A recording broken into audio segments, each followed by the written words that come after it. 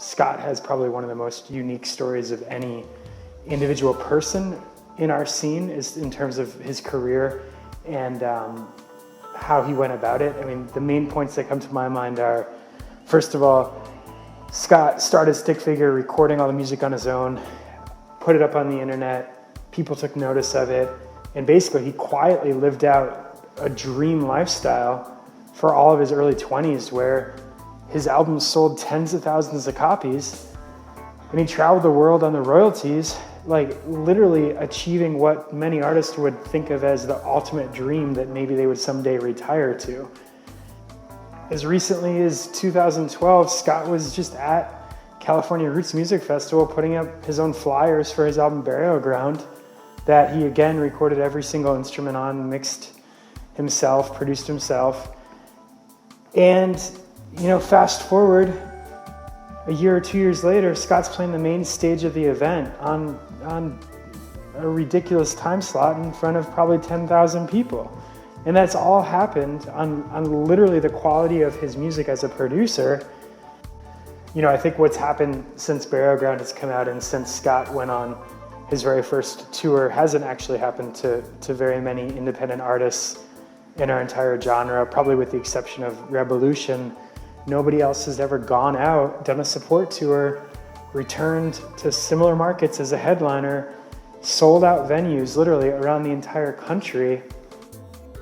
Everything about Stick in my mind is like, is sort of fanciful, artful, and he goes about making decisions about his business, his touring, his artwork, the type of people he surrounds himself with, where he lives, living in the mountains outside of Santa Cruz, building a studio without even letting his landlord know, literally constructing like many $1,000 beautiful studio without even asking permission, and just doing it and turning into this mystical, basically dreamscape place to be. And you know, I think that the bio itself, like, it needs to get across a lot of those points, that this is happening, it can't be ignored. The scene latched onto Scott's music and pushed it forward. And you know, after basically years of being reluctant, Scott stepped into touring and went out and absolutely crushed it.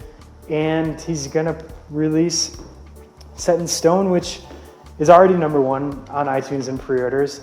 It's gonna sell tens of thousands of copies, and it's reaching people around the world in a similar way that we've seen happen with producers like Emancipator or Tycho or Bonobo, where basically they're creating a style of music that is reflective of the environment around them. It's not forced. There's a lot of, it's chill out, with a producer literally invoking an entire sonic soundscape.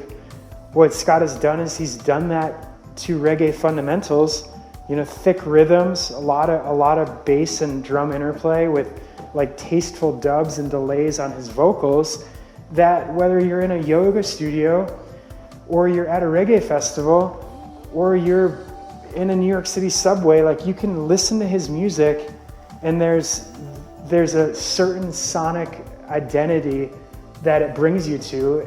And in my mind, that's the mystical mind of Scott Woodruff.